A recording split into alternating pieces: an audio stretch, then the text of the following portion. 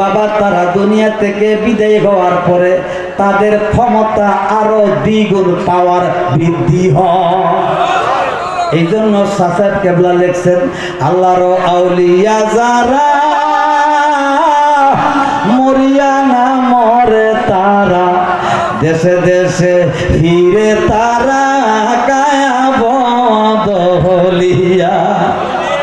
আল্লাহর ওলি কিরকম পাওয়ার বাবারে আপনারা আমরা সবাই মুসলমান যারা তারা সবাই ইমাম আবু হানিফার নাম শুনছে না এমন কোন মুসলমান নাই, ঠিক নিও।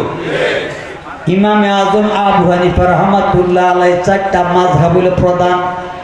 হানাফি মাযহাবের ইমাম হলো ইমামে আজম আবু হানিফা রহমাতুল্লাহ আলাইহি এবং শাফি মাযহাবের প্রধান যিনি পৃষ্ঠপোষক তিনি হলেন ইমাম শাফি রহমাতুল্লাহ আলাইহি।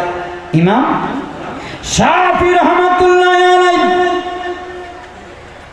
এই মাযহাবগুলি মানে হাজার হাজার লক্ষ লক্ষ কোটি কোটি মানুষেরা এই মাযহাবের নাম শুনছে না এমন কোন মুসলমান নাই, ঠিক না? ইমাম আবু হানিফা রহমাতুল্লাহ আলাইহি দুনিয়া থেকে যখন বিদায় হইলেন ইরাকের জমিনে তিনি মাকবারা তিনি রওজা হইল ইরাক। আর ইমাম শাফি রহমাতুল্লাহ আলাইহি তিনি হইল ফিলিস্তিন, যে ফিলিস্তিন যেখানে আমাদের ওই যে খানে কাবা হওয়ার আগে যে এখানে কাবা ছিল বাইতুল মুকাদ্দাস, এই ফিলিস্তিন থেকে এই ইমামে আজম আবু হানিফা রহমাতুল্লাহ আলাইহি মাজার জিয়ারত করার জন্য ইমাম শাফি রহমাতুল্লাহ আলাইহি আসতেন। ইমাম শাফি রহমাতুল্লাহ আলাইহি আসার পরে আপনারা অনেকেরাই বেশিরভাগ জানেন বা আলেম ওলামারা এখানে আছে তারা জানে এক একটা মাসলাকের এক একটা মাযহাবের এক একটা মাসলাক। যেমন ইমাম শাফি রহমাতুল্লাহ আলাইহি নামাজের মধ্যে রাফিয়া দাইন করতেন। রাফিয়া দাইন মানে কি? তিনি হাত জারা দিতেন, হাত জারা দিয়ে নামাজ পড়তেন, রাফিয়া দাইন করতেন এবং বুকের উপরে হাত বাঁধতেন। এরকম আছে না? বুকের উপরে হাত বাঁধে রুকুতে যাওয়ার আগে রাফিয়া দাইন করে হাত জারা দেয়, এই রাফিয়া দাইন করতেন। এবং তিনি ওয়ালা দুয়াল্লিন আমিন বলে যখন ইমাম সাহেব সূরা পাঠ করতেন ওনার মাযহাব অনুসারে ইমাম শাফি মাযহাবের অনুসারী যারা তারা দুয়াল্লিন আমিন বলার পরে জোরে উচ্চ আওয়াজে কয় আমিন, উচ্চ আওয়াজে নামাজের মধ্যে জোরে কয় আমিন। ইমামে আজম আবু হানিফার রওজার মধ্যে যখন তিনি কে জিয়ারত করার জন্য আসতেন, ইমামে আজমের রওজা হইল ইরাক, তিনি আসতেন ফিলিস্তিন থেকে। তিনি দল বল নিয়ে কত বড় আলেম, কত বড় আলেম, কত বড় আলেম। বাবারে 3 কিতাব 4 কিতাব পড়েন না, আমার মতো মৌলবী না, এই মসজিদের ইমাম না, বাবারে বাংলাদেশের মসজিদের ইমাম না, বাইতুল মুকাররম মসজিদের ইমাম না, যেই ইমামগুলি হচ্ছে হাজার হাজার লক্ষ লক্ষ কোটি কোটি ইমামের ইমাম।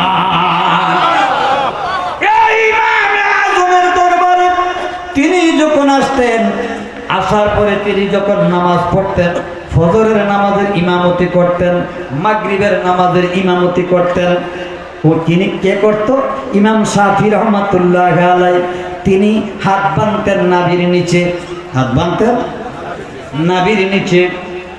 আর সূরা যখন পড়তেন ওয়ালা দুয়াল্লিন আমিন পড়তেন না, জোরে পড়তেন না, ওয়ালা দুয়াল্লিন আমিন বলতেন নীরবে, আমিন বলতেন নীরব। এবং তিনি রাফিয়া দাইন করতেন না, হাত জারা দিতেন না। ইমাম শাফি রাহমাতুল্লাহ আলাইহি এই বিষয় নিয়ে ইমাম আবু হানিফার সাথে তার মতানৈক্য ছিল। ইমাম শাফি রহমাতুল্লাহ আলাইহির মত এইরকম, কিন্তু ইমাম আবু হানিফার মত এইরকম নাই। ঘটনা কি দেখেন, ইমাম শাফি রহমাতুল্লাহ আলাইহি যখন এখানে নামাজ পড়তেন এই নিয়মে পড়তেন। এই নিয়মে পড়ার পর তার শাকিরিন মুরিদান আশেকান জাকেরান একজন দুইজন লইয়া তো আর তারা ঘুরতো না। যেমন সাহেব কেবলা তারা গুনি জারুসুন রহমাতুল্লাহ আলাইহি যখন যাইতেন তার সাথে এরকম 40-50 জন লোক শাকির হিসাবে আশেকান হিসাবে এক বাড়ি থেকে আরেক বাড়িতে যাইতো। আমরাও দেখছি তিনি যে আওলাদান যারা ছিলেন এবং এখনো যারা আছেন, এক জায়গায় একবার গেলে একজন লইয়া গেলে এখানে এই 5-10 মিনিটের ভিতরে 100 জন হইয়া যায়। ঠিক কি ঠিক না? আল্লাহর ওলি কাকে বলে? আল্লাহর ওলিরা রোজার ভিতরে কেমনে জিন্দা দেখেন। এখন তিনি মুরিদানের একটা হুজুর আপনি যেই বিষয় নিয়া এই ইমাম আবু হানিফার সাথে মতানৈক্য দ্বন্দ্ব এবং যেই বিষয় নিয়ে আপনার সাথে তার এক মিল না দ্বিমত পোষণ করছেন, আজীবন আপনি ওনার এই মতের বিরুদ্ধে উনি হাত বাঁধতে নাবির নিচে, আপনি হাত বাঁধতেন হাত বাঁধেন নাবির উপরে। আপনি জোরে আমিন বলেন, আস্তে আমিন বলেন না। আপনি রাফিয়া দেন করেন, হাত যারা দেন, তিনি হাত যারা দেয় না। আল্লাহর ওলি ইমাম শাফি রহমাতুল্লাহ আলাইহি আজকে সফরের মধ্যে আপনি এখানে আসলেন। আল্লাহর বলি আল্লাহর প্রিয় বান্দার এই মাজার জিয়ারত করার জন্য আপনি আসলেন। আসার পরে যত ওয়াক্ত নামাজ পড়লেন, প্রত্যেক ওয়াক্ত নামাজের ভিতরে ইমাম আবু হানিফা যেইভাবে নামাজ পড়ছে সেইভাবে আপনি পড়লেন। মুরিদানেরা ধরছে, ছাত্ররাই উস্তাদরে ধরছে, কারণ উনি ছাত্ররা শিখাইছে, কিন্তু উনি আবার এর বিপরীত করতে আছে। তাইলে তাদের মনের ভিতরে একটা খটকা লাগবে না? পীরে যে জিনিস নিষেধ করছে, আবার পীরে যদি এই জিনিস খায়, তো সব মুরিদানরা সাহস পাক আর না পাক অন্তত পক্ষে 2-4 জন লোককে জিজ্ঞেস করবে, বাজান এটা কি করলেন কালটা? বিনয় বচনে গো মুর্শিদ, বিনয় বচনে ও দয়াল ডাকি যে তোমারে। এই শাফি মাযহাবের মাসলাক, উনার মুরিদান তাকে দল্ল হুজুর আপনি যেই কাজগুলা করলেন, তাইলে ওনার সাথে আর আপনার সাথে দ্বন্দ্ব কেন? আপনি মতানৈক্য করলেন। আজগাদি এই ইরাকের জমিনে আসে ইমাম আবু হানিফার মাসলাক অনুযায়ী নামাজ পড়লেন, আপনি দোয়াও করলেন, সব কিছুই করলেন। ব্যাপারটা কি জানতে চাই। ইমাম শাফি রহমাতুল্লাহ আলাইহি তিনি জবাব দেয়, তিনি বলে কি জানেননি, যে আমি ওনার হায়াতের জিন্দেগিতে ওনার সাথে মতের বিরোধ করছি। ওনারটাও সঠিক, আমারটাও সঠিক, তবে ওনারটা যে সঠিক এটা আমি জানি, এটাও আমি জানি আমারটাও সঠিক, কিন্তু উনি আমার চাইতে আরো দামি, উনি আমার চাইতে দামি, ওনার মত বেশি প্রসিদ্ধ। কিন্তু যদিও আমি ওনার মতটা আমল নাও করে থাকি, কিন্তু উনি আমার চাইতে শ্রেষ্ঠ। রে আমার মুরিদানেরা, ও আমার আশিকানেরা, জেনে রাখো আল্লাহর ওলির দরবারে আসছি। তিনি আল্লাহর ওলি, তিনি আল্লাহর বন্ধু। তিনি মনে মনে ভাববে, মন কষ্ট পাইবে। তিনি যদিও দুনিয়াতে নাই, তিনি রওজার ভিতরে জিন্দা সব দেখতে আছে। তিনি রওজার ভিতরে জিন্দা, তিনি সব দেখতেছে। তিনি মনে মনে কষ্ট পাবে, রে শাফি আমি দুনিয়ায় থাকতে তুই আমার সাথে মতবিরোধ করছো, আমি দুনিয়ায় থাকতে আমার সাথে তুমি মতানৈক্য দেখাইছো, কিন্তু আমার রওজায় আসিয়া আমার জিয়ারত করবার জন্য আসার পরে কিন্তু তুমি আজকে আমার এই মাসলাকের ভিতরে আসার পরে, আমার এই মাজার জিয়ারত করতে আসার পরেও তুমি তোমার এই প্রমাণটা, তুমি তোমার সেই দিকটা, তুমি তোমার মতবারে ধরে রাখলা, আমার সাথে একটা বিতর্ক ভাব তুমি দেখাইয়া গেলা। রে মুরিদানেরা, জানো না আল্লাহর ওলি যেখানে শুয়া রয়েছে, আল্লাহর ওলি এখানে জিন্দা, আল্লাহর ওলি সব দেখতে আছে, বুঝতে আছে, তাদেরকে আল্লাহ এই ক্ষমতা দিয়েছে। কে দিছে?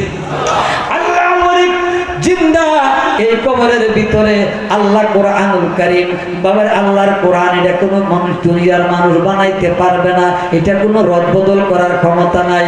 সূরা বাবার আল ইমরান, সূরা আল ইমরানের 169 নম্বরের আয়াত আমি তেলাওয়াত করেছি।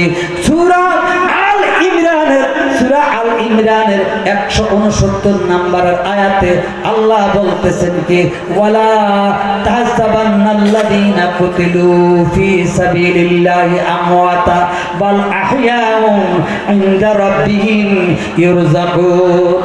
আল্লাহ বলেন, ও দুনিয়ার মানুষ, যারা নাকি আমার প্রেমে, আমার মহব্বতে, আমারে ভালোবাসতে গিয়া আমার জন্য জীবন দিছে, যৌবন দিছে, সময় দিছে, টাকা দিছে, অর্থ দিছে, সব কিছু দিয়া বিলীন হইয়া আমি আল্লাহর প্রেমে তারা জীবনকে উৎসর্গ করছে, তারা যদি দুনিয়া থেকে চলে যায় তাদেরকে তোমরা মৃত মৃত মৃত বলিও না, বরঞ্চ তারা কিরকম জানুনি, বাল আহিয়াউন ইনদা রাব্বিহিম ইউরজাকুন, তারা বরঞ্চ দুনিয়ার সাধারণ মানুষ না, দুনিয়ার সাধারণ মানুষ না, তারা তোমরার মতো মানুষ না।